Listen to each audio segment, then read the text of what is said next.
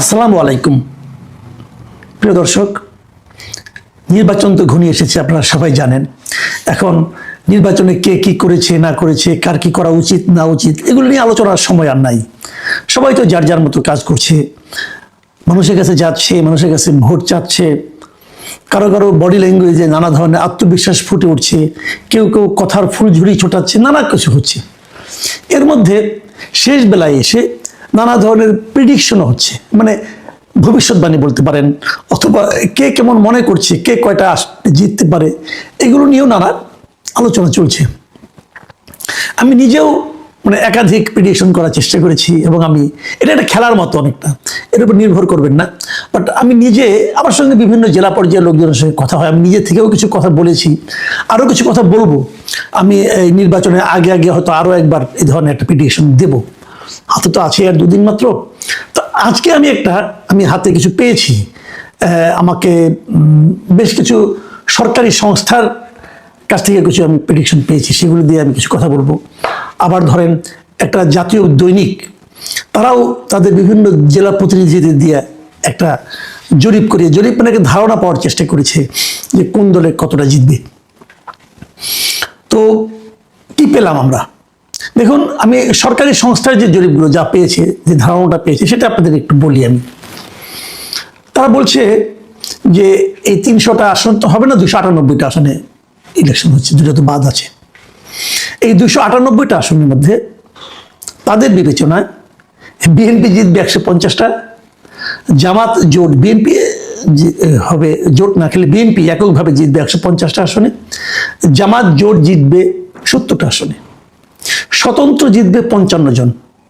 এটা কিন্তু একটা সিগনিফিকেন্ট। স্বতন্ত্র তারা কেন 55 জন বললো? আপনাদের মনে আছে নিশ্চয়ই যে বিএনপির কিন্তু বিদ্রোহী প্রার্থী আছে 79 জন। এই 79 জন প্রার্থী যারা আছে বিদ্রোহী, এদের মধ্যে আমার হিসাবে, আমি যতটুকু হিসাব করে দেখেছি, প্রায় ধরেন আপনার 42 থেকে 45 জন এরা খুবই স্ট্রং ক্যান্ডিডেট। এরা হয় নিজেরা জিতবে অথবা অন্য কাউকে জেতাবে। যদি নিজে জিততে নাও পারে, বিএনপির ভোট তারা এতটাই কাটবে যে ওখান থেকে হয়তো জামাত অথবা অন্য কেউ বেরিয়ে যাবে। বিএনপি এই যে তাদেরকে নিয়ন্ত্রণ করতে পারে না, এই 79 জনকে নিয়ন্ত্রণ করতে পারে না, এমনই করে বিএনপির একটা বড় রাজনৈতিক ব্যর্থতা। তারা এমন লোককে নিয়ে রাজনীতি করেছে যারা দলের স্বার্থকে ইগনোর করেছে। এমন লোককে নিয়ে করে তারা দলের স্বার্থটা বুঝে নাই, মানতে চায় না, দলকে অসম্মান করেছে এই লোকগুলো।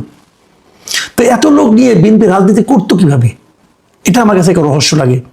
আপনি নিশ্চিত থাকেন যারা বিদ্রোহী হয়েছে এদের অনেকেই এই দলের কেন্দ্রীয় অনেক নেতার সঙ্গে সুসম্পর্ক এখনো বজায় রাখছে, এবং ওখান থেকে এমন আশ্বাসও তারা পেয়েছে যে তারা নির্বাচিত হলে তাদেরকে আবার দলে ফেরত নেওয়া হবে, এবং এটা হবে।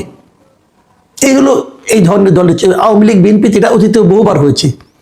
এবারই গত 24-এর যে অগাস্টের পর বিএনপি যাদেরকে কয়েকদিন খুব বহিষ্কার করলো না, এই বহিষ্কারে কিন্তু শেষ দিকে, এই গত নভেম্বরের দিকে এসে কিন্তু অনেকেই পাইকারি হারে আবার কিন্তু বিএনপি ফেরত নিয়েছিল। আমি তখন বলেছিলাম যে এই পাইকারি ফেরত নেওয়াটা কেন ইলেকশনের আগে? এতে কিন্তু মানুষের কাছে একটা ভুল মেসেজ যাচ্ছে। পরে অবশ্য থেমেছিল, এবং আমি নিশ্চিত নির্বাচনের শেষ হওয়ার পর আবার পাইকারি হারে ফেরত নেওয়া শুরু হয়ে যাবে। এটা যদি শুরু হয় তাহলে আগামী নির্বাচনে আবার তাদের একই সমস্যায় পড়তে হবে। এবং আমি এটাও মনে করি এই যে 79 জন বিদ্রোহী প্রার্থী, এটাই বিএনপির জন্য একটা বড় ক্ষতির কারণ হয়ে দাঁড়াবে আগামী নির্বাচনে। যাও, আমি সেই সরকারি যে সংস্থাগুলো যাদের হিসাবটা পেয়েছি সেখান থেকে আমি হিসাবটা বলছি। তারা বলছে যে স্বতন্ত্র 55 জনের মতো পাশ করে যাবে। তাদের হিসেবে জাতীয় পার্টি পাশ করবে 10-12টা, কয়টা হবে অ্যাকুরেট না, 10-12 তারা জাতীয় পার্টি। এটা আমার কাছে একটু বাড়তি মনে হয়েছে। জাতীয় পার্টি আমার বিবেচনায় এত পাশ করার কথা না, এবং তাদের বিবেচনায় ইসলামী আন্দোলন তারাও নাকি প্রায় 7-8টা সিট পেয়ে যাবে। এটাও আমার কাছে কেমন যেন একটু অগ্রহণযোগ্য মনে হয়, আমি জানি না। এবং তাছাড়া অন্যান্য যারা আছে, বিভিন্ন দল আছে, কোনো দল আছে 1-2 করে পাশ করবে, সেরকম সংখ্যাও তারা দেখিয়েছে 5 জনের মতো। তাহলে কি দাঁড়ালো? বিএনপি তাহলে ক্ষমতায় যাচ্ছে, 185 হোক আর যাই হোক, এর চেয়ে কমবে না, বরং বাড়তেও পারে কিছুটা। আমার মনে হয় বিএনপি এদের হিসাব অনুযায়ী তারা বিএনপিকে ক্ষমতায় পাঠিয়েছে। আমি আরেকটা হিসাবের কথা বলছি, যেটা বলছিলাম যে একটা পত্রিকা, একটা জাতীয় দৈনিক, ওনারা একটা হিসাব করেছেন ওনাদের মতো করে। এই হিসাবটা আমার কাছে অধিকতর গ্রহণযোগ্য মনে হয়েছে। আমার খুব ইন্টারেস্টিং মনে হয়েছে এই কারণে ওরা দুটো ভাগ করেছে। একটা ভাগ হলো যে নিশ্চিত জিতবে, আর একটা ভাগ হলো যে আসনগুলিতে খুব প্রতিদ্বন্দ্বিতা হবে। তাদের হিসাবে 88টা আসনে বিএনপি কোনো রকম প্রতিদ্বন্দ্বিতা না করেই জিতে যাবে। 88টা, 88। এই আসনগুলিতে বিএনপিকে কোনো ধরনের প্রতিদ্বন্দ্বিতারই মুখোমুখি হতে হবে না। এরকম ভাবে জামাত জিতবে 51টা আসনে, কোনো ধরনের প্রতিদ্বন্দ্বিতা নাই, তারা মোটামুটি নিশ্চিত তারা 51টা আসনে জিতে যাবে খুব ইজিলি। আর 17টা আসনে স্বতন্ত্র প্রার্থীরা জিতবে। স্বতন্ত্র মানে ওই বিএনপি বিদ্রোহীরা 17টা আসনে তারা নিশ্চিতভাবে জিতবে। এখানে তাদের সঙ্গে অন্য কোনো প্রতিদ্বন্দ্বিতা হবে না, সেটা বিএনপি হোক জামাত হোক, কেউ তার সঙ্গে ফাইট করতে পারবে না। তারা এনসিপিকে দিয়েছে 2টি আসন, এই 2টি আসনে এনসিপিও বেশ আরামের সঙ্গেই জিতে আসবে। আমার ধারণা সম্ভবত এই দুটো, একটা হাতিয়ার আব্দুল হান্নান মাসুদ আর একটা হাসনাত আব্দুল্লাহ হতে পারে, আমি শিওর না, তবে আমার ধারণা তাই হবে। আমি শিওর এখন বলবো না কি, তবে বললাম এই দুটো। তাদের হিসাবে জাতীয় পার্টি জিতবে 4টা আসনে, এগুলো একদম নিশ্চিত। এছাড়া এর বাইরে অন্যান্য বিভিন্ন দলের থেকে 4 জন প্রার্থী তারা জিতে আসবেন। এরা এই পত্রিকাটার বিভিন্ন করসপন্ডেন্ট যারা আছেন তাদের সঙ্গে কথা বলে তারা যেটা বের করেছেন। আমার ধারণা আরো অনেক পত্রিকা কাজ করছেন, যদি এটা মিলে যায় আমি নির্বাচনের পরে পত্রিকাটার নামও বলবো আপনাদেরকে। এবং তাদের হিসাবে এই যে বললাম না কঠিন প্রতিদ্বন্দ্বিতা, তার সংখ্যা হলো 132টা আসনে। 132টা আসনে কঠিন প্রতিদ্বন্দ্বিতা হবে, এটা তারা মনে করে। মানে এই 132টা আসনে আসলে ডিসাইডিং ফ্যাক্টর হবে। এই 132টা আসনে যারা জিতবে, যারা ভালো করবে, তারাই আলটিমেটলি সরকার গঠন করবে। তার মানে এই 132টা আসন থেকে বিএনপি যদি 62টা আসন পেতে পারে, তাহলে কিন্তু তাদের 150 হয়ে যায়। খুব সিম্পল কিন্তু। কাজেই আর এই 162টা থেকে 132টা থেকে জামাতকে পেতে হবে 99টা আসন। জামাত যদি 132টার মধ্যে থেকে 99টা পায়, কেবল তাহলেই তারা ক্ষমতা দখল করতে পারবে, মানে সরকার গঠন করতে পারবে। আর বিএনপির জন্য 62টাই এনাফ। আমি যদি এটাকে মাথায় রাখি, তাহলে আমরা বলতে পারি যে মোটামুটি বিএনপির জন্য সরকার গঠন করাটা একটা সম্ভাবনাটা বেশি ইজিয়ার আমার কাছে মনে হচ্ছে। কারণ 132টা আসনে মধ্যে থেকে জামাত ইসলাম 99টা আসন জয়ী হয়ে যাবেন, এটা আসলে একটু কঠিন হয়তো বা হবে।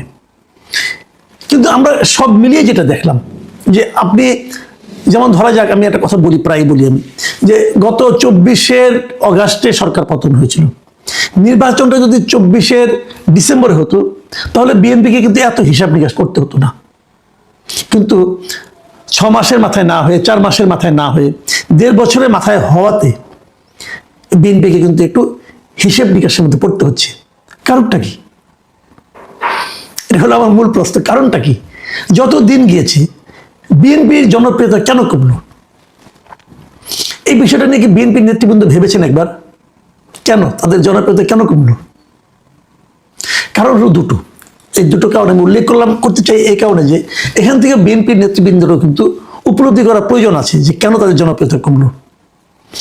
প্রথমত যেটা হয়েছে যে ওই সময় যদি হতো, তাহলে লোকে আওয়ামী লীগের কোনো সমর্থনের সময় ছিল না। আওয়ামী লীগের যে দুঃশাসন ছিল, সেটার কারণে আওয়ামী লীগের সমর্থন খুবই কম ছিল। কিন্তু পরবর্তী সময়ে ডক্টর ইউনূসের যে অন্তর্বর্তী সরকার, এদের যে দুঃশাসন বলেন, কুশাসন বলেন, এবং এদের মধ্যে অনেক লুটপাটও হয়েছে, এদের কারণে যত মানুষ কষ্ট করেছে, যত ডক্টর ইউনূসের সমালোচনা বেড়েছে, তত কিন্তু মানুষ ইউনূসের সরকারের সঙ্গে তুলনা করেছে আগের সরকারকে, বিএনপি সরকারকে না। কারণ বিএনপি সরকারকে তো অনেকে দেখেই নাই। সেই 2006 সালে কি দেখেছে 18 বছর আগে, ওটা আর মনে আছে নাকি ভাই কারো? কাজে যত এই সরকারের অপশাসন হয়েছে, যত এই সরকারের নেগেটিভ ইমেজ বেড়েছে, তত মানুষ কিন্তু আগের সরকার মানে আওয়ামী লীগ সরকারের কথা ভেবেছে। এবং সেটা তখন এই সরকারের ব্যাড ইমেজটা যে ভর করেছে বিএনপির উপর। এর হলো একটা দিক।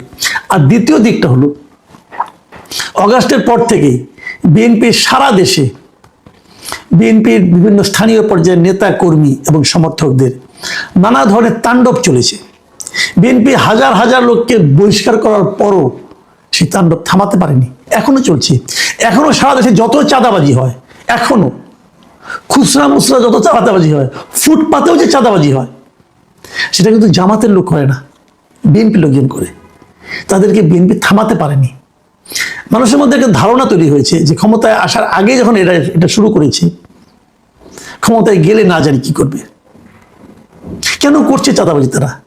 এখানে একটা ইন্টারেস্টিং ইনফরমেশন কিন্তু আমি আছে, অনেকে আমাকে বলেছে যে তাদের এই চাঁদাবাজি করতে অনেক ক্ষেত্রে নেই, কোনো কোনো ক্ষেত্রে জামাতের লোকজন বড় উৎসাহিত করেছে যে তোমরা চাঁদাবাজি করো, আমরা তোমাদেরকে সারা দেশের মানুষের কাছে তোমাদের অপকর্মের খবরগুলি ছড়িয়ে দিই। এটা তো জামাতের স্ট্র্যাটেজি। এই স্ট্র্যাটেজিকে কেউ কেউ তো ঈর্ষা করতে পারেন, আমি কিন্তু অপছন্দ করি না। তো তারা তো চাইবেই প্রতিপক্ষকে ঘায়েল করতে। বিএনপির ওই সমস্ত নেতাকর্মীরা মাথা মোটার মতো ওগুলোতে ঝাঁপিয়ে পড়েছে, তার তাৎক্ষণিক অর্জনটাকে বড় করে দেখেছে। এটা কিন্তু বিএনপির জনপ্রিয়তা দিন দিন কমিয়েছে। তারেক রহমান দেশে ফেরার পর এই নেগেটিভ দিকটাকে তারা একটু কভার করার চেষ্টা করেছে। এখন তারা এই জন্য একটু অগ্রসর হতে চেষ্টা করছে। বিপরীত দিকে আরেকটা কথা বলি, এই যে বিএনপির যে বিদ্রোহী প্রার্থী, এটাও কিন্তু বিএনপির জন্য একটা নেতিবাচক দিক হয়ে দাঁড়িয়েছে। সব মিলিয়ে আগামী নির্বাচনে কি হবে, কিভাবে কি হবে আমরা বলতে পারবো না, আমরা দেখব। আবার ধরেন অনেকে হয়তো এই কথাও বলবেন যে এই যে জামাতের এতটা অগ্রসর বানাতে দেখা যাচ্ছে, যে জামাত আগে 7-8% কখনো ভোট পেত না, এবার তারা এত ভোট কেন পাবে? এটা কিন্তু ওই কারণে যেটা আমি এতক্ষণ ব্যাখ্যা করলাম। কিন্তু তারপরে অনেকে বলছেন যে বিএনপির ভোট তো অনেক, তাকে কি এই জামাত যদি তার ডাবল অথবা আপনার 3 ডাবল হয়ে যায়, মানে 3 গুণ হয়ে যায় ভোটের পরিমাণ, তবু তো বিএনপি থেকে অনেক দূরত্বে থাকে। এটা হলো গণিতের হিসাব, কিন্তু ভোটের হিসাব সবসময় গণিতকে অনুসরণ করে না। এই সামনের দিন কি হবে আমরা জানি না। আমরা একটা সম্ভাব্য একটা আলোচনা চেষ্টা করলাম আপনাদের সঙ্গে, আপনারাও এটা নিয়ে ভাবুন। আগামী 2 দিনের সময় আছে, 2 দিনের মধ্যে হয়তো আমি আরো একটা জরিপ, যে জরিপে আমার নিজস্ব অবজারভেশন থাকবে বেশি, সেরকম আপনাদেরকে দেওয়ার চেষ্টা করব। এখন এ পর্যন্তই।